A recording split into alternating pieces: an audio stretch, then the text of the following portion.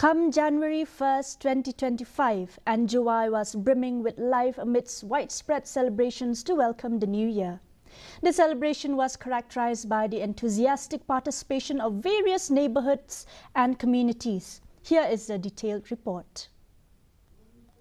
2025, Jowai experienced a lively and festive New Year celebration with men, women, youth and children coming together in a joyous display of community spirit and cultural pride. The day kicked off with traditional community feasts in every area where neighbors gathered to enjoy meals together in a spirit of unity. Following this, the streets were filled with residents dancing and celebrating to the sounds of uplifting music that reverberated throughout the town. The Ipankre E they were Kiwituan Ki Dorbar Chnong Jar Jar Ipankre Ki the Padiang Rom Yosnam to me. Iwaki the Jole Higinaki Porch Kipor. Heva Egasunjuk the Chimkti in a do and Snem. Honusnem thought the lay Yulki Nampanha Choi. Dangwa ka program go Heni.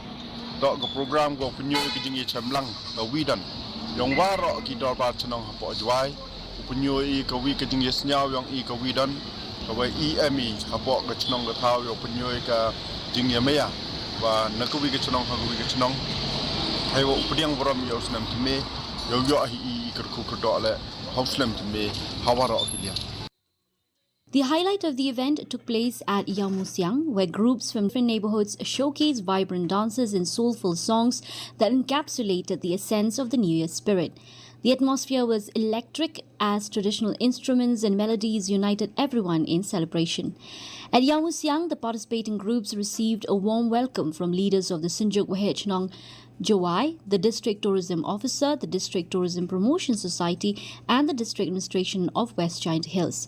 The lawyer of Ilaka Jowai, Puramon Kinjeng, graced the occasion and presented certificates along with cash awards of Rs 20,000 to each participating group, a contribution made by the State Tourism Department.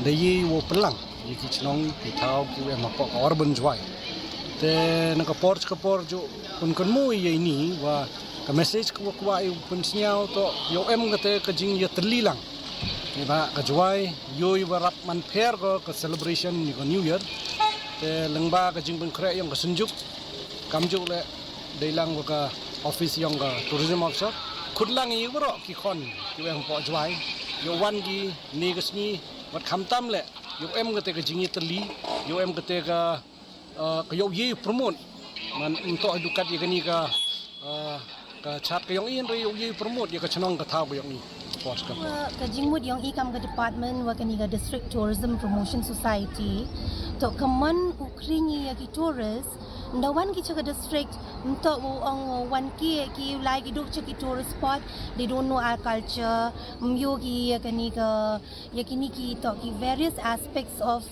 part of our daily lives and part of our celebration woman very unique. I think in the entire country lem kam gini ki kachnong wo woman so united the yoluti wa next year with the help, and we would need your support also from the media especially, we would be advertising this event in such a manner where we host yakiniki tourists, especially for this festive season. Moma, itay plan. This year's celebration featured 18 neighborhoods including Ki Musnyang Chutwaku, Lat Halabot, Timpang Yamusiang, Lion Mission Compound, Mintong, Tepepale, Dong Mingi, Klie Minkrem, Klie Yongriang, Mintru Pinthornyen, Salaro, Lum Suyong, Musalingkat, Mukurdub, Long Parian, Panalian, and Caroline. The New Year celebration in Jowai once again proved to be a captivating display of unity, culture, and festivity. Bureau Report, DD News, Meghalaya.